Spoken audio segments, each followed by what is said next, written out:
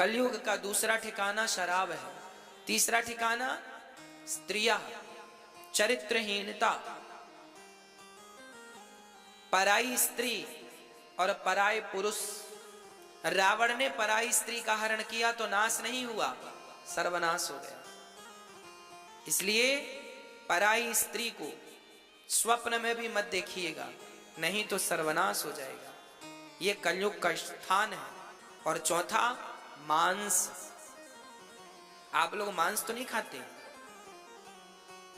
हाँ, अंडा, मुर्गी, मछली खाते हैं? मांस खाते हैं आप लोग?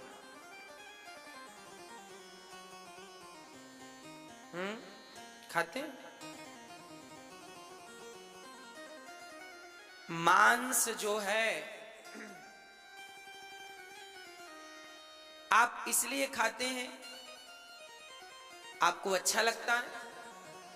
अरे भाई, आप अपने स्वाद के लिए किसी की जान ले रहे हैं, ये अच्छा है क्या?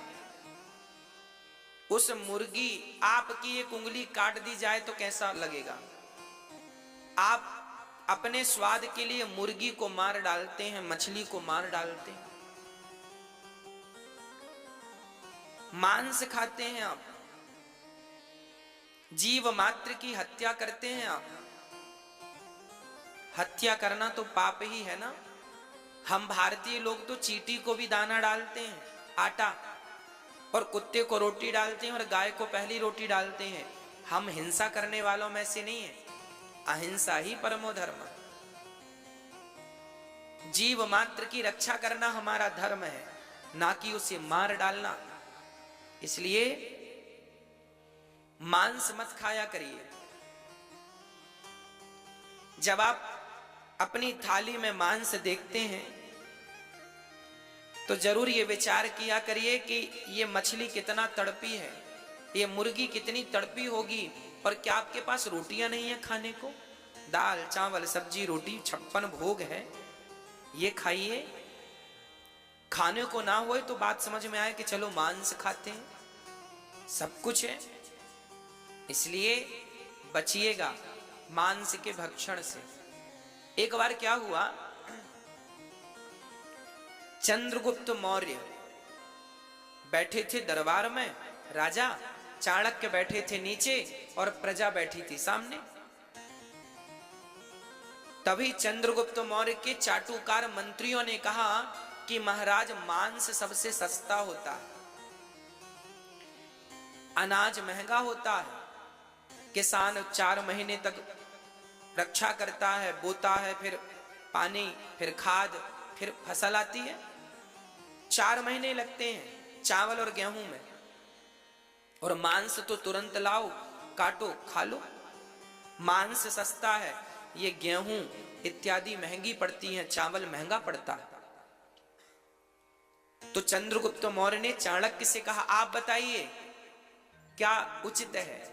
चाणक्य ने कहा, मुझे 1 दिन का टाइम दीजिए, मैं सिद्ध कर दूंगा कि सस्ता अनाज है या सस्ता मांस है। क्या सस्ता है? ठीक है, सभा स्थगित की गई, कल फलाने टाइम पर सभा लगेगी। अब रात्रि को चाणक्य उन सारे मंत्रियों के घर चले गए जिनने कहा था मांस सस्ता है। राजा मंत्रियों से चाणक्य ने कहा, सुनो, राजा ने आज रात्रि को भंडारा रखा है और तुम सबसे मांस मांगा है, जाओ एक एक उंगली काट के लाओ सबकी। अब जितने मंत्री संतरी थे, चाणक्य ने कहा, अपनी कोई उंगली दो, कोई पूरा हाथ दो, क्योंकि मांस तो सस्ता पड़ता है ना इन लोगों के हिसाब से। ये तो बड़ा कल कह रहे थे, बड़ा सस्ता है, सस्ता मांस। चाणक्य ने कहा, राजा भंडारा कर रहे हैं, सबको मांस बांटेंगे, अपनी अपनी उंगली लाओ, कोई अंगूठा दो, कोई उंगली दो, कोई हाथ दो, कोई पांव काट के दो। अब तो सारे चाणक्य के चरणों में गिरे, महाराज हमें बचा लो। चाणक्य ने कहा, तुम तो कह रहे थे कल कि मांस सस्ता है। अरे सस्ता, मुर्गी के बाल नोचे गए तो तुम्हें मांस सस्ता लगा, और खुद की उंगली कटने का नंबर आया तो महंगा हो गया। सारों ने कहा क्षमा करो क्षमा करो। दूसरे दिन सभा लगी, सबने एक साथ कह दिया महाराज मांस सस्ता नहीं है। अच्छा बताओ आपकी इस उंगली की क्या कीमत है? ये एक उंगली कितने की होगी? कट जाए कितना दर्द होता है, तो क्या उस मछली को दर्द नहीं होता हो? चलो मुझे एक बात बताओ, क्या किसी मरी हुई मुर्गी को या मरी हुई मछली को आप में से कोई जिंदा कर सकता है? यदि मरे हुए को जिंदा करने की ताकत नहीं है तो जिंदा को मारने का अधिकार किसने दिया है आपको? भूल मत जाना, भगवान सबका हिसाब लेगा। तुमने जितनी हत्याएं की हैं इन सब का पाप भी तुम्हें भोगना ही पड़ेगा। आज ना सही कल ईश्वर के घर देर तो है, अंधेर नहीं है, और ईश्वर की लाठी में आवाज भी नहीं। इसलिए जीवन में हर प्रकार के पाप से बचिएगा, हर प्रकार के पाप से बचिएगा।